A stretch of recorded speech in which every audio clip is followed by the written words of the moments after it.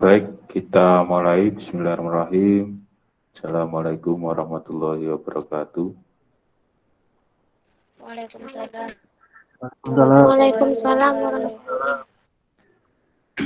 Baik, untuk absensi bisa di Google Classroom atau di chat di Google Meet ini ya, untuk absensinya.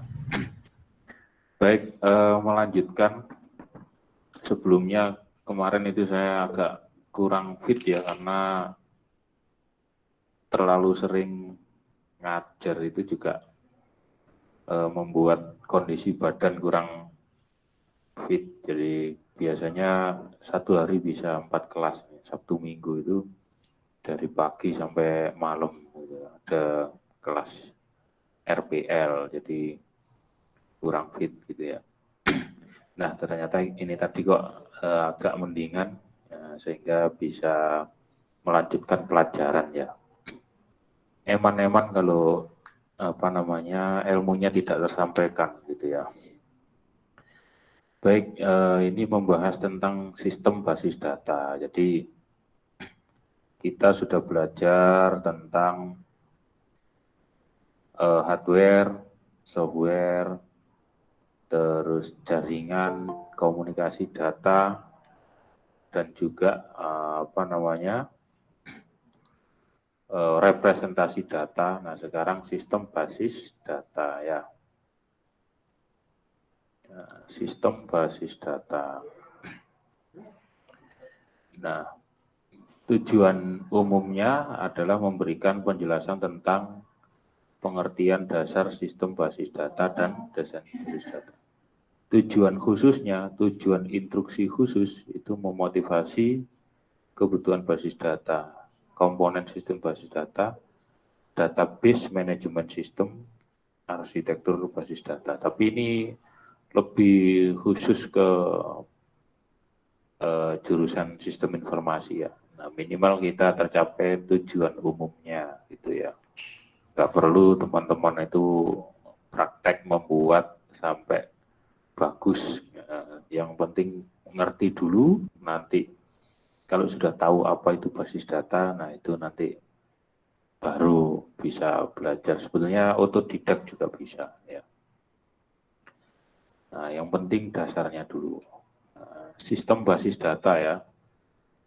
Definisinya merupakan sistem yang terdiri atas kumpulan file. Nah, file di sini dalam tanda kurung itu tabel ya, tabel. Kumpulan file dalam tanda kurung. Kalau ilmu basis data itu nama file itu adalah nama tabel. Tabel mahasiswa, tabel mata kuliah begitu ya. Tabel dosen, tabel nilai. Nah, itu disebut kumpulan file kalau di dalam basis data ya. Berbeda dengan definisi file pada umumnya gitu ya. Jadi saya ulangi lagi, definisi dari sistem basis data merupakan sistem yang terdiri dari atas kumpulan file dalam kurung tabel yang saling berhubungan dalam sebuah basis data di komputer, sistem komputer ya. Dan sekumpulan program lain untuk mengakses dan memanipulasi tabel tersebut. Nah, begitu ya. Itu sistem basis data. Nah, sistem basis data ini kalau menggunakan bahasa Inggrisnya adalah database management system ya. Adalah paket perangkat lunak yang didesain untuk melakukan penyimpanan dan pengaturan basis data. Jadi paket perangkat lunak. Jadi database itu ada perangkat lunaknya sendiri ya. Database itu ada sistemnya sendiri gitu ya, bukan aplikasi seperti yang kita lakukan ya. Nah, masih banyak, mohon maaf, masih banyak yang baru masuk ini ya. Oke. Ya, jadi sekali lagi database itu ada aplikasinya sendiri. Jadi yang semua aplikasi yang kita buka itu rata-rata adalah aplikasi untuk sebuah operasional ya, sesuai tujuannya. Tapi database itu khusus, database itu yang tidak terlihat oleh manusia atau user secara umum. Nah, itu database ya. Komponen sistem basis data, nah sama dengan TIK itu ya. Nah, jadi komponennya ada hardware, ada sistem operasi. Nah, makanya kita sudah belajar hardware, belajar software yang mana itu ada sistem operasi. Ada Windows, Linux, Android, nah itu sistem operasi. iOS, itu sistem operasi. Nah, terus basis data. Nah, basis data, softwarenya itu MySQL, SQL Server, Interbase, Paradox, MS Access, Oracle, dan sebagainya. Jadi banyak juga aplikasi khusus untuk database itu juga banyak. Nah, yang ini jarang digunakan oleh orang umum. Biasanya itu yang menggunakan rata-rata itu ya, misalkan paling mudah dijumpai itu orang akuntansi atau programmer. Nah, itu yang menggunakan basis data. Ini basis data Microsoft Access. Seperti ini aplikasinya. Nah, tidak bagus seperti aplikasi-aplikasi yang lain. Nah, itu memang seperti itu basis data itu ya. Pemakainya programmer, user aplikasi. Nah, ini jarang sekali user aplikasi dan aplikasi lain. Nah, sekarang abstraksi data. Nah, abstraksi data. Abstraksi data merupakan tingkatan atau level dalam bagaimana melihat data dalam sebuah sistem. Ya. Ada 3 level abstraksi data. Level fisik. Yang pertama level fisik, internal level. Ada level logic konseptual level. Ada level penampakan view level. Jadi maksudnya begini teman-teman. Kalau seorang programmer itu menganggap data itu pada level fisik, physical level ya. Kalau seorang konseptual atau seorang analis, bukan data analis ya, apa namanya, arsitekturnya itu di level logic, konseptual level. Tapi kalau seorang user seperti pada kenyataannya kita, itu levelnya penampakan, view level ya, view level. Jadi teman-teman misalkan KRS ya, KRS input mata kuliah, kode mata kuliah, SKS. Nah itu levelnya level view.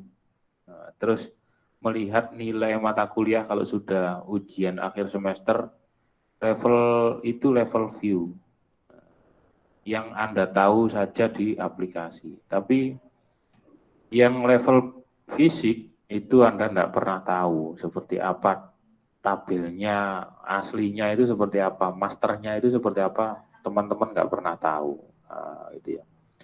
Nah itu abstraksi data di dalam database, ya.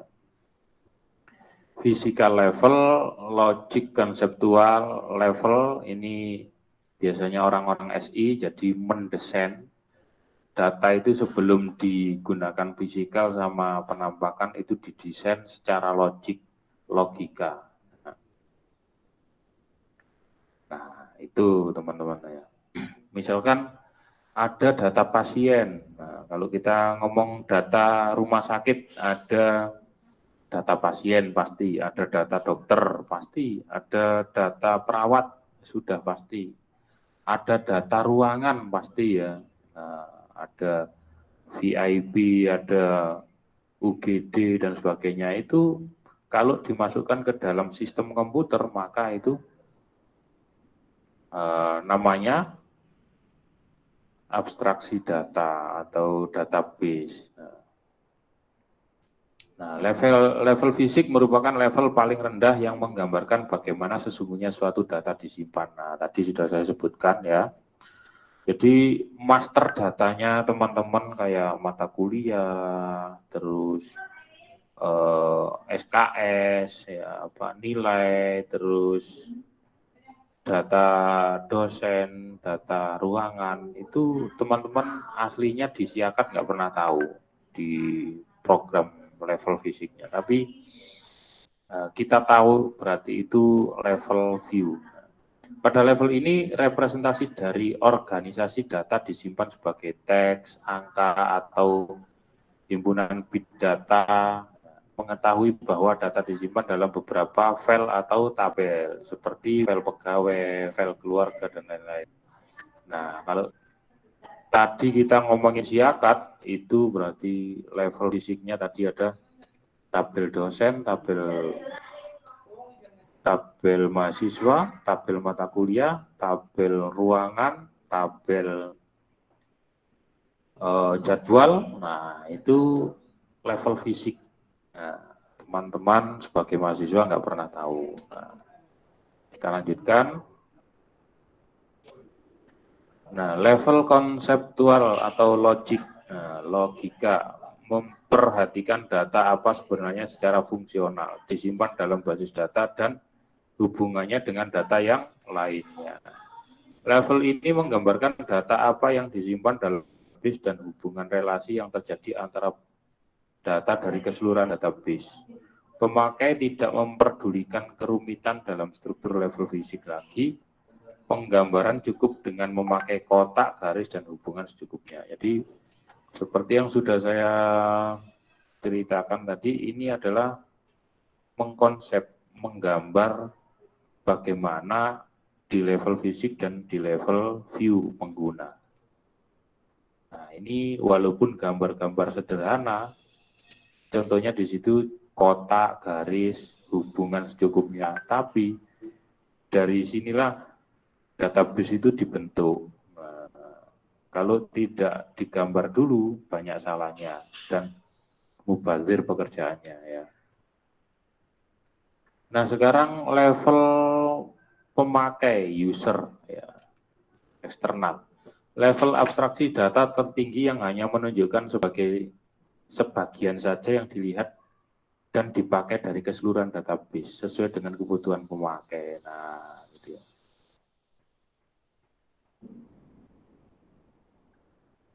Nah, begitu ya. Jadi teman-teman, kalau usernya mahasiswa, yaitu hanya yang terlihat adalah kebutuhan mahasiswa, mata kuliah, sama nilai. Nah, tapi kalau saya sebagai dosen, buka Siakat, ya kebutuhannya dosen apa?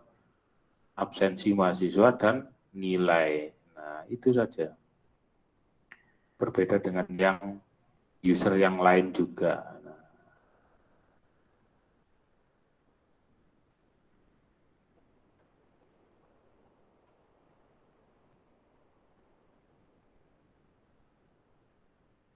Nah, itu ya, level pemakai.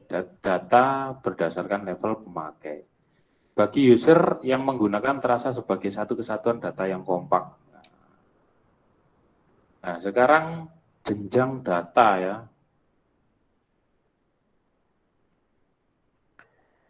Nah, jenjang data. Jadi begini maksudnya. Data itu seperti yang pada kita pelajari kemarin, representasi data ya, itu level paling rendah, level karakter. Nah, A, B, C, D, 1, 2, 3, 4, titik, koma, petik, dalam kurung, itu adalah level paling rendah karakter. Naik menjadi level item. Nah, misalkan teman-teman ada level item, name, ya, nama, nah gitu, data itu ya. Ada name, nama, tanggal lahir, jenis kelamin, dan sebagainya. Nah, dari field data atau item tadi menjadi sekumpulan namanya record. Menjadi sekumpulan namanya record. Nah, itu data seperti itu. Nah, kenyataannya memang seperti itu. Di dalam komputer itu seperti itu ya. Lalu menjadi kumpulan yang lebih besar lagi namanya file. File data mahasiswa, file data dosen, file data mata kuliah. Nah, dari file-file yang terdiri dari berbagai file tadi menjadilah sebuah database basis data. Nah, gitu ya. Jadi orang kalau ngomong database itu pasti terdiri dari berbagai file. Satu file terdiri dari berbagai record, begitu ya, kalau dipecah lagi ya. Satu record terdiri dari berbagai field data, item, atau sebutannya biasanya adalah atribut. Atribut ya. Satu atribut itu terdiri dari berbagai karakter. Nah, itu ya.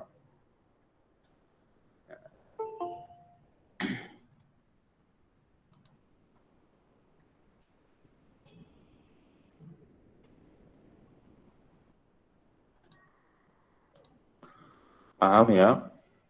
Nah, itu jenjang data. Nah, oke, coba saya breakdown lagi. Sebetulnya ada di bawah. Ya. Karakter A, B, C, D, 1, 2, 3, koma, petik, titik, dalam kurung, dan sebagainya, itu disebut karakter. Nah, kalau saya ngomong misalkan masrur, gitu ya. Nah, itu menjadi field sudah. Nah, berbagai karakter masrur menjadi field atau item data. Nah, item data, ada masrur, ada laki-laki, ada umur, ada nomor handphone, ada email. Nah, kalau terkumpul itu menjadi namanya record. Record. Nah, ada record dosen, ada record mahasiswa, ada record mata kuliah, terkumpul menjadi file, nah, file ya. File terkumpul lagi menjadi database. Nah, itu jenjang data seperti itu.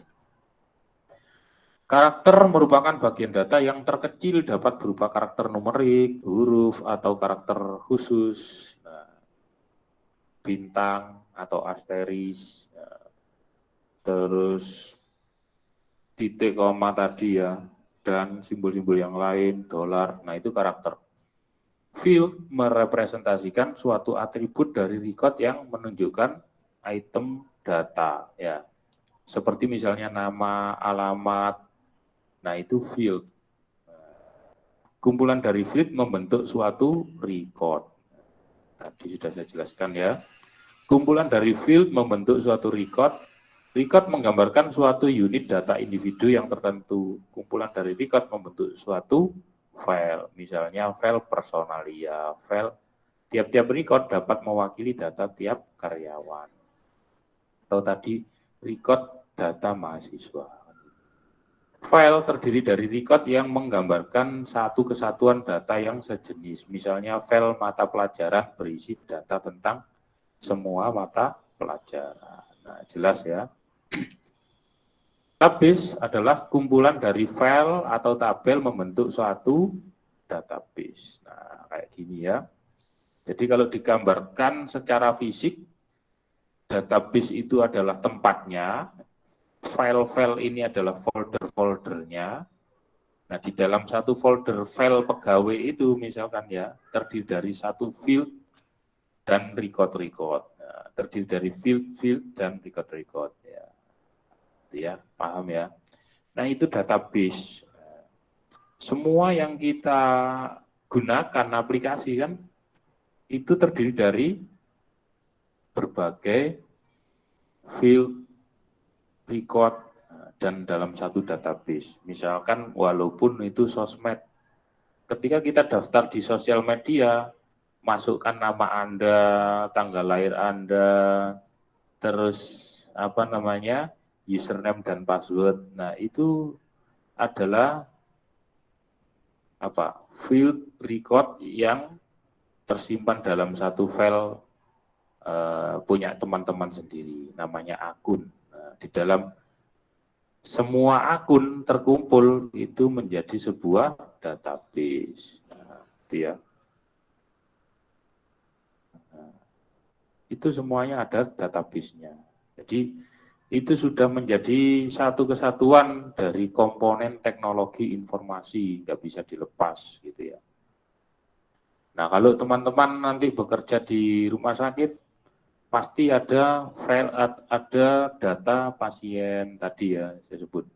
Bahkan data penyakit itu ada. Kalau teman-teman lihat di komputernya dokter, nah, dokter yang spesialis itu punya komputer ya. Dokter itu sekarang dibantu oleh komputer. Sakit apa, misalnya batuk, sudah berapa lama, 1 minggu, tinggal klik-klik saja si dokter itu. Nah, komputernya itu isinya apa? Isinya database tentang penyakit. Nah, kan begitu ya. Nah, keluhannya apa saja? Nah, batuk, susah tidur. Nah, itu nek takok nang aku, jawabnya bukan penyakit itu. Nah, itu kan duit-duit gitu ya. Tapi kalau dokter yang menangani pasti batuk Anda ini tergolong batuk apa gitu kan. Pasti begitu ya. Nah, itu semuanya karena ada database penyakit. Nah, itu ya. Nah, ini contoh-contoh ya. Terlalu kecil ini gambarnya. Saya skip aja. Tipe file, ada file induk namanya file master, tadi sudah saya singgung sedikit. File induk acuan, reference master file. File induk yang recordnya relatif statis, jarang berubah nilainya. Misalnya file daftar gaji, file mata pelajaran, itu statis. Paling 5 tahun sekali baru diupdate ya, file mata kuliah itu ya. Itu pun belum tentu update semuanya. Termasuk file penyakit. Nah, file penyakit itu namanya file master. Sakit apa saja itu ada di situ. Sudah ada, dan penyakit itu ya jarang kan penyakit bermutasi dengan begitu cepatnya. Nah, itu file master namanya.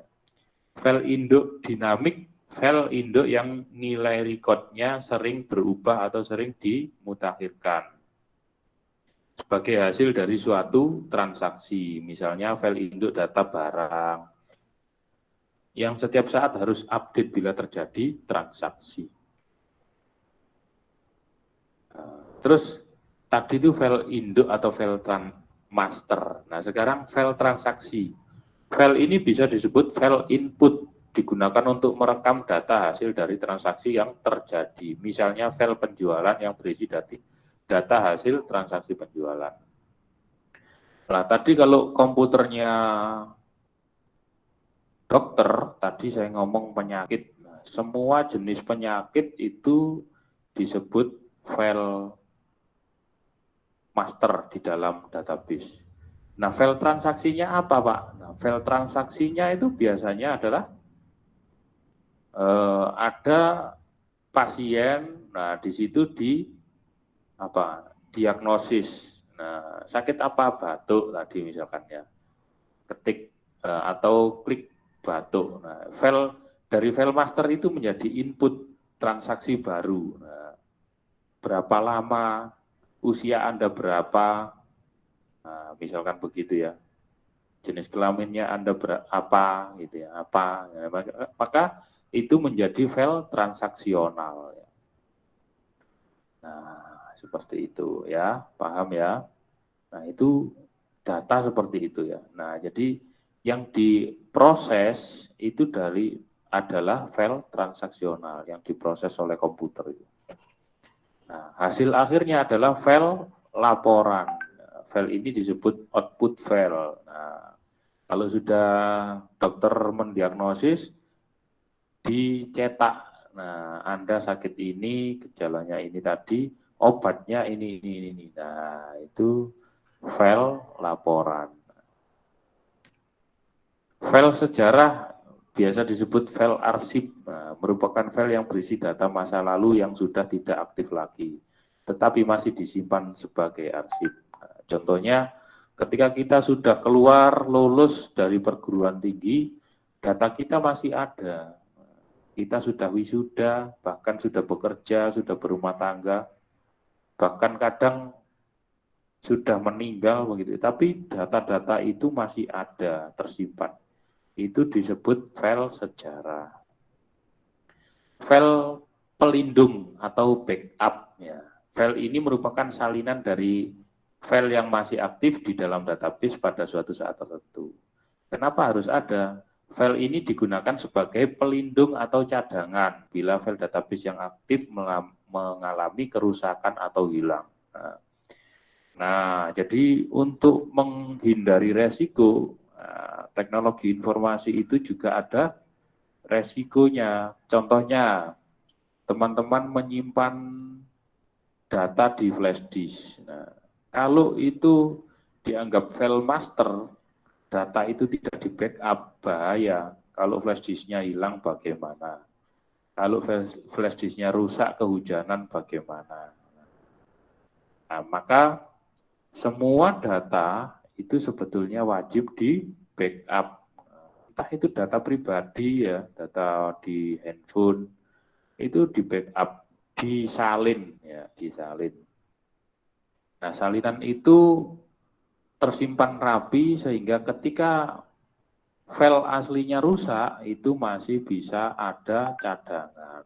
Nah, termasuk di Siakat itu tiap 6 bulan sekali selain update juga disalin, ya, disalin, di backup. Kenapa? Supaya ketika ada kerusakan tidak hilang semuanya.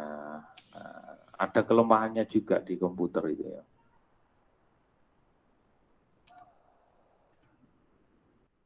Sekumpulan, nah model data sekarang ya, definisinya, sekumpulan alat konseptual untuk mendeskripsikan data, relasi antar data yang menyatakan hubungan antar rekaman yang tersimpan dalam basis data. Model data terbagi dalam 3 kelompok besar, yakni model entity relationship, yang kedua model relasional, yang ketiga model object oriented, yang keempat hierarki, yang yang kelima network. 3 kelompok besar kok banyak Pak. Nah,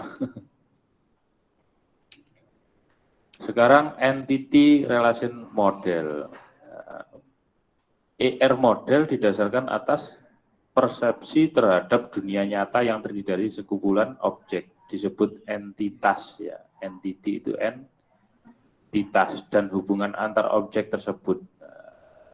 Entitas itu apa? Misalkan mahasiswa itu disebut entitas di dalam database itu ya. Disebut ini supaya bisa direlasionalkan.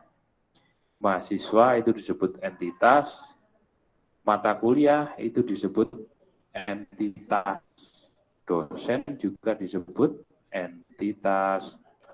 Nah, kalau di kesehatan, entitasnya apa?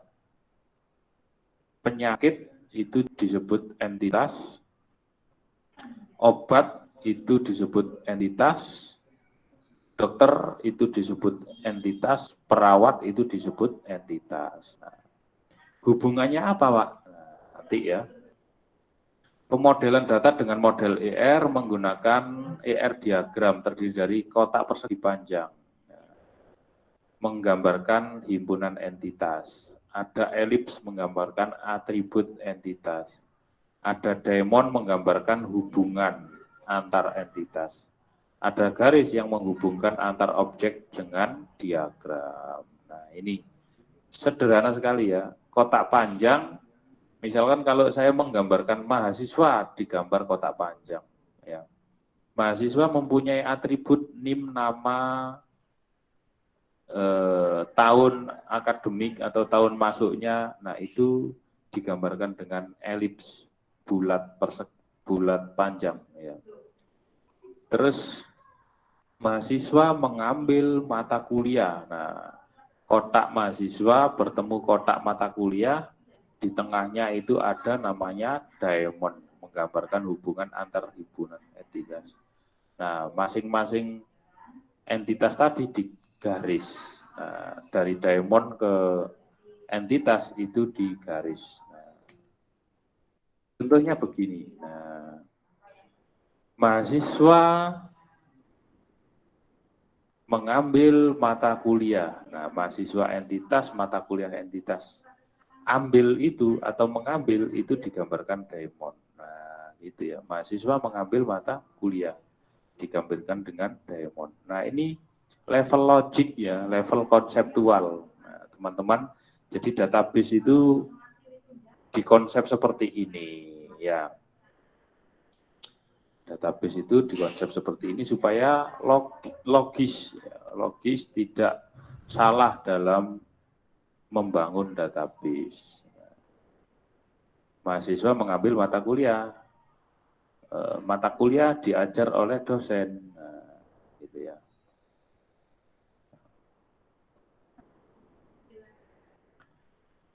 Dosen memiliki jurusan, mahasiswa daftar di jurusan. Mahasiswa mempunyai orang tua, mahasiswa mempunyai hobi.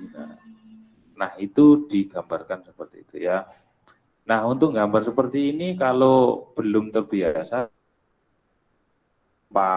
bingung, nah, gitu ya. Mahasiswa mempunyai satu orang tua, mahasiswa mempunyai satu hobi, sedangkan hobi itu banyak.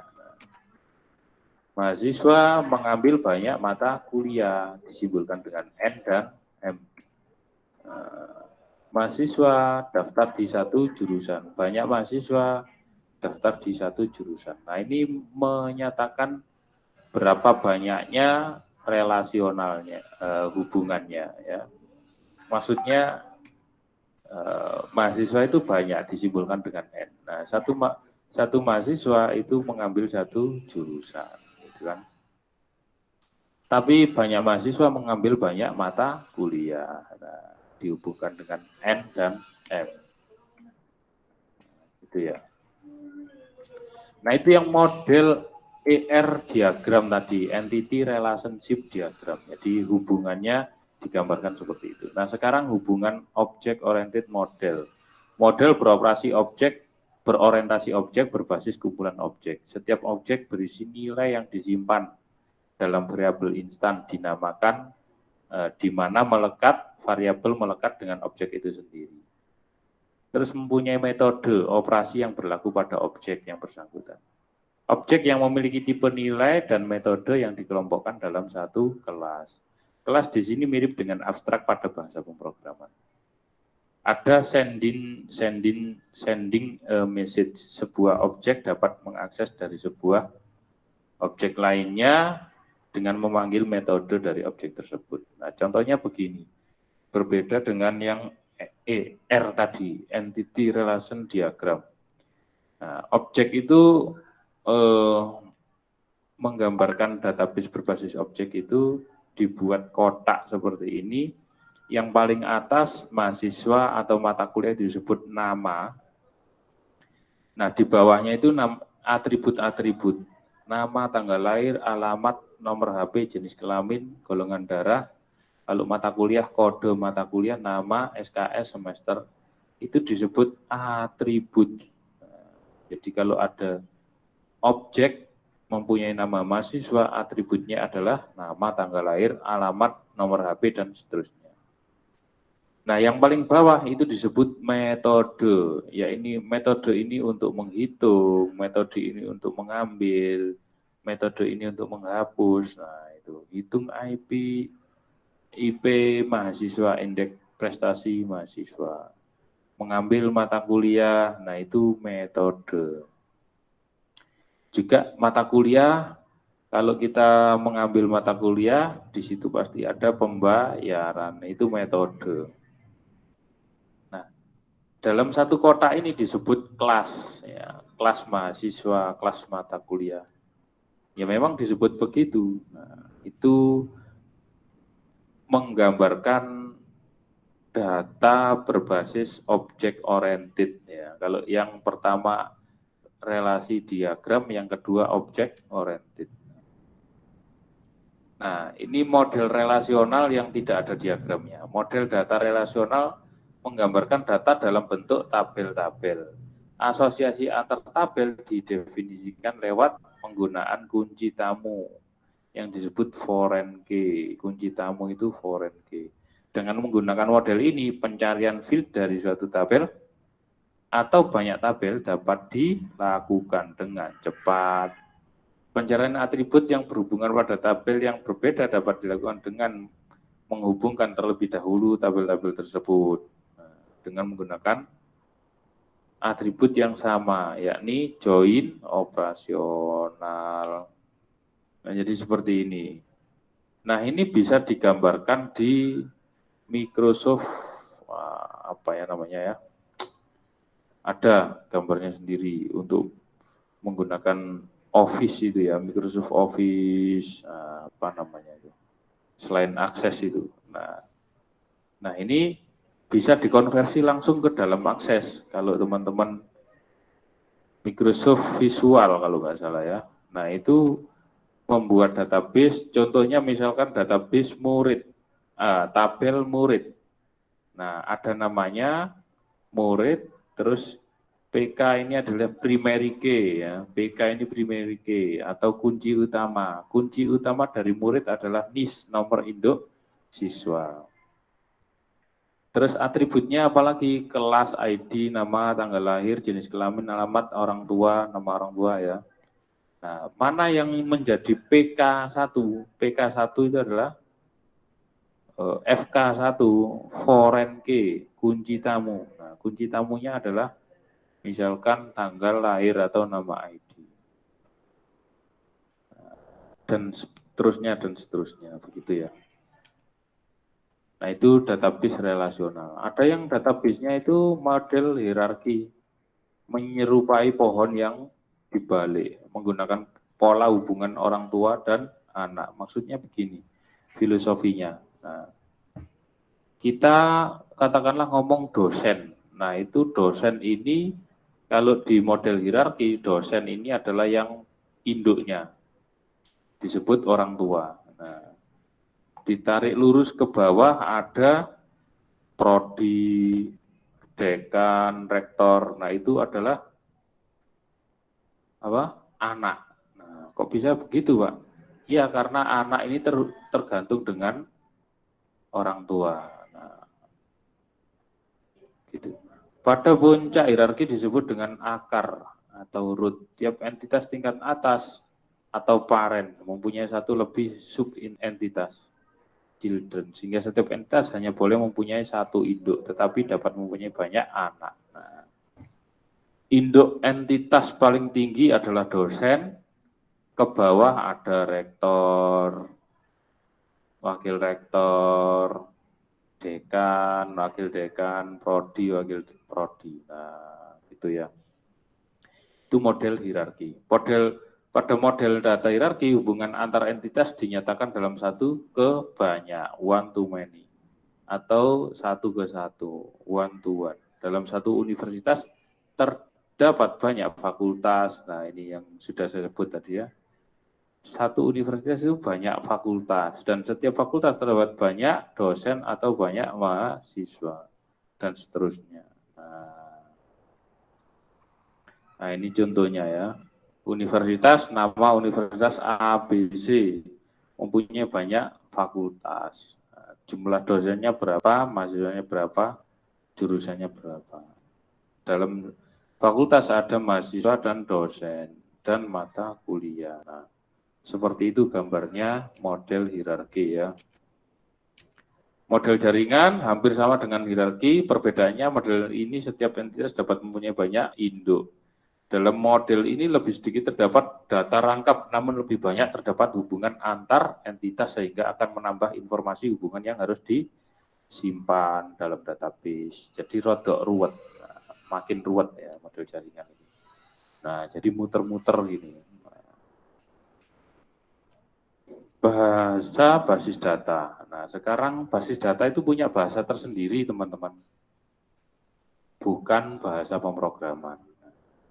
Merupakan sejumlah perintah statement yang diinformasikan dan dapat diproses untuk melakukan aksi tertentu. Contoh bahasa basis data ada SQL. SQL itu atau SQL adalah singkatan dari struktur query language. Nah, bahasa query ya, yang terstruktur. Ada juga DBase, ada GUEL. Nah, basis data dipilih dalam 3 bentuk. Data definition language, ada data manipulation language, yang ketiga, mana ini? Yang ketiga adalah data control language. Nah,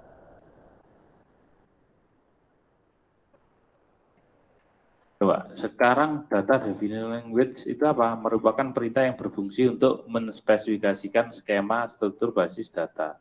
Contohnya membuat tabel atau kolom, menghapus tabel atau kolom, membuat suatu constraint, primary key dan foreign key. Nah, itu masuk dalam level data definition language. Nah, sekarang ada data control, juga termasuk definition language, subbahasa untuk mengendalikan struktur internal basis data. Nah, terus ada data manipulation language, berguna untuk melakukan manipulasi dan mengambil disebut query data pada suatu basis data. Contohnya berupa penyisipan, penambahan yang disebut input. Nah, ini ya. Terus hapus berarti delete, terus mengubah berarti update. Nah, data kan seperti itu ya. Insert atau input, terus update, ya, terus delete. Nah, itu data manipulation language. Nah, habis sudah untuk keterangan basis data. Mungkin ada pertanyaan, dipersilakan. Itu basis data ya. Silakan kalau ada yang tanya. Halo? Iya, Pak.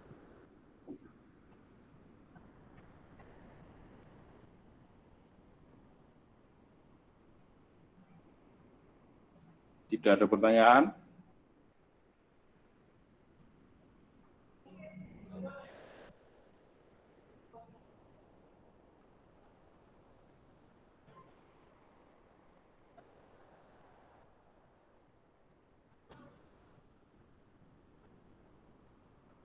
Halo?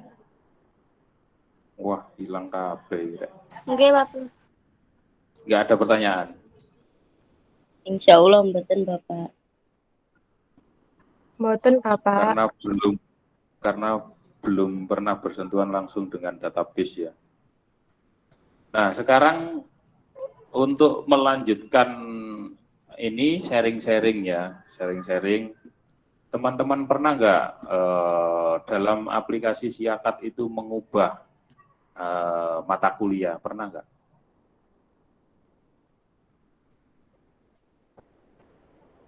Nggak pernah, Bapak. Nggak pernah. Misalkan ngambil semester ini, ternyata ada yang kurang, gitu, atau ada yang harus diganti. Pernah nggak di Siakat begitu?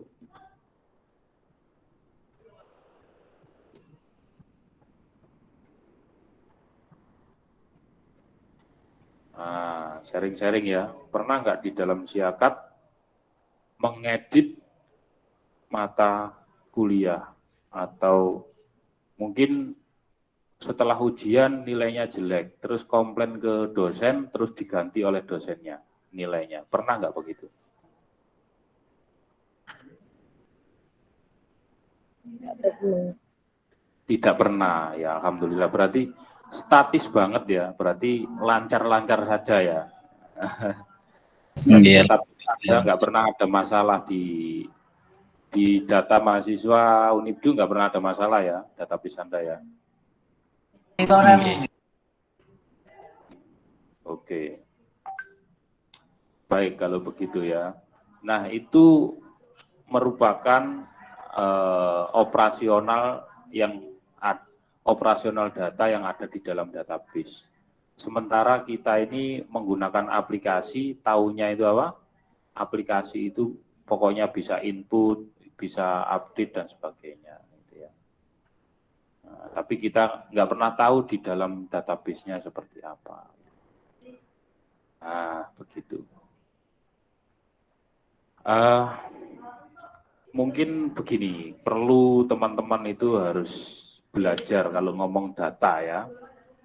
Nah, data itu kan yang saya sebut ini kan rata-rata data apa? Data mahasiswa, data mata kuliah gitu ya. Nah, data penyakit sekarang teman-teman harus tahu itu. Coba dicari ya melalui Google bahkan ya. Misalkan ada nggak kode penyakit A, kode penyakit B, kode penyakit C. Ya, pasti saya yakin di dalam database itu dibuat seperti itu. Misalkan tadi saya ngomong contoh penyakit batuk, nah kodenya apa gitu ya. Di dalam database dokter itu pasti ada seperti itu ya. Atau mungkin sekarang saya buka Halodoc ya. Nah, Halodoc sebentar ya. Halodoc ya, Google.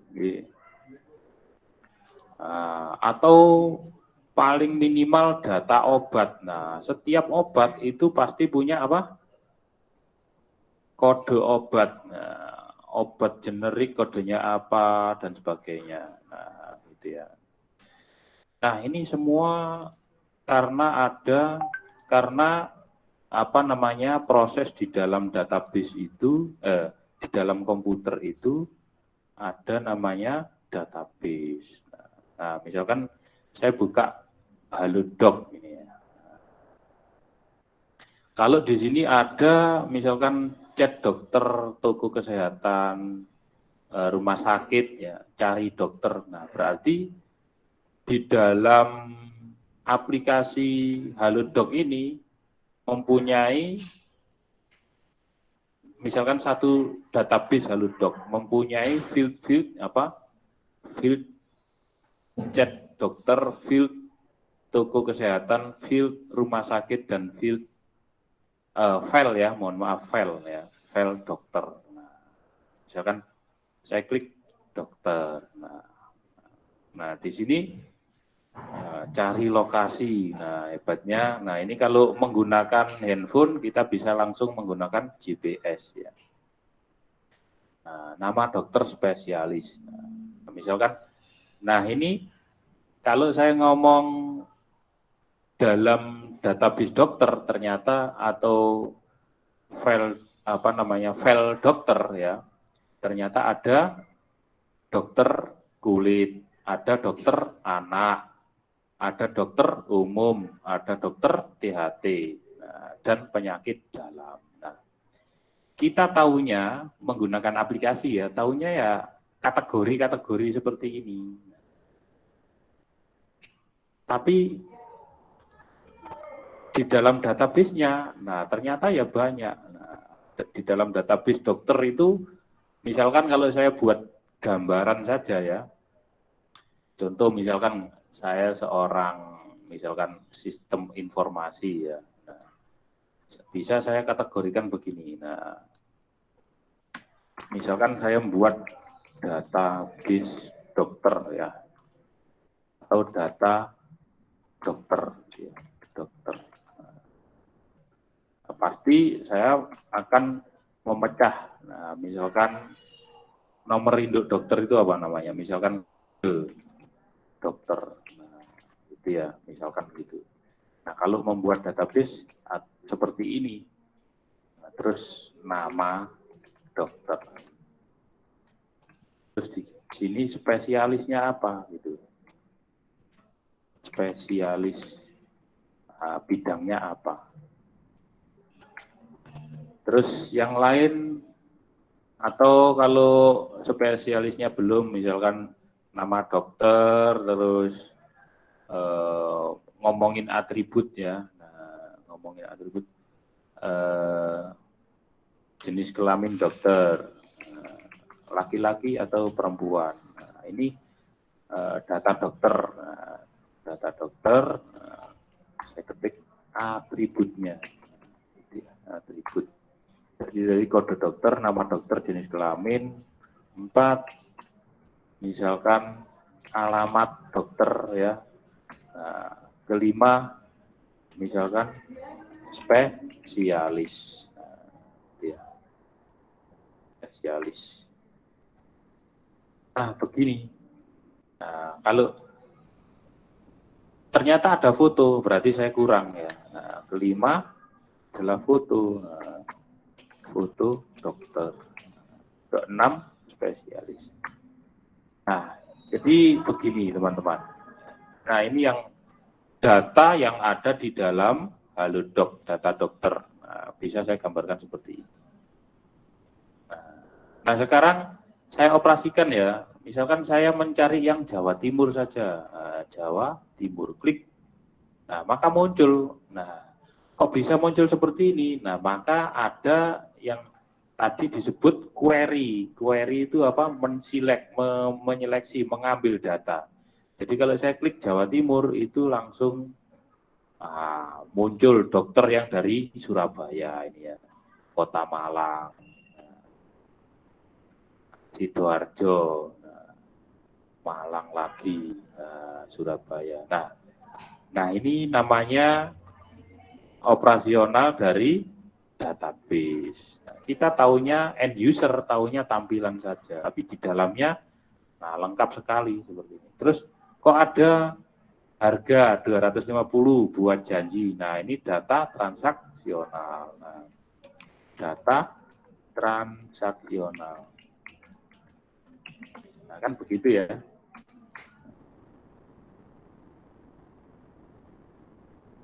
Itu janji. Terus harga ya. Harga. Dan seterusnya mungkin saya nggak tahu pasti ya, saya nggak tahu pasti karena tidak buat klik-klik yang lain. Nah, yang pertama data dokter, yang kedua data transaksional. Nah, ini kalau ada data lokasi, Pak, nah, boleh. Nah, ini data peta namanya, data peta. Peta itu menunjukkan apa? Provinsi, misalkan ya, provinsi.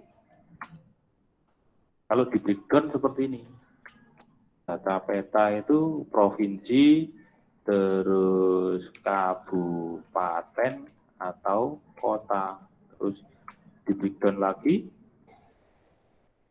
ada, Ctrl Z, ada apa lagi? Kota, kecamatan. Buat alamat saja itu harus lengkap, nggak boleh semuanya jadi satu, nggak boleh. Kenapa seperti itu, Pak? Ya karena susah, kalau tidak dirinci itu akan kesusahan operasional aplikasinya nanti. Kecamatan ya, bukan kecamatan, bukan ya. Terus desa, bahkan mungkin nomor rumah, begitu ya.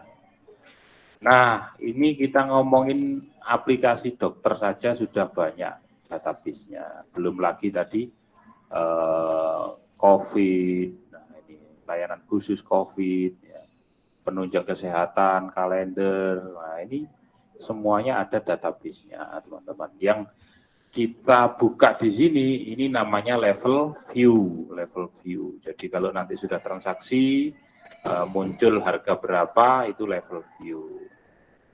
Baik, mungkin itu saja dari saya tentang pengenalan database, yang tentu di sini sudah saya kasih 3 PowerPoint ya. Saya kasih juga ke PowerPoint supaya apa? Nanti bisa banyak baca, banyak ilmunya gitu ya. Ternyata di PowerPoint yang lain mungkin ada tambahan. Jangan lupa di sini apa?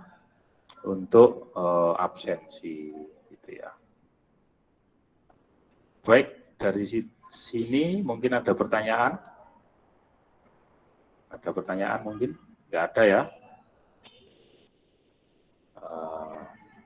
Mungkin cukup, nanti videonya saya upload di YouTube dan bisa di-share.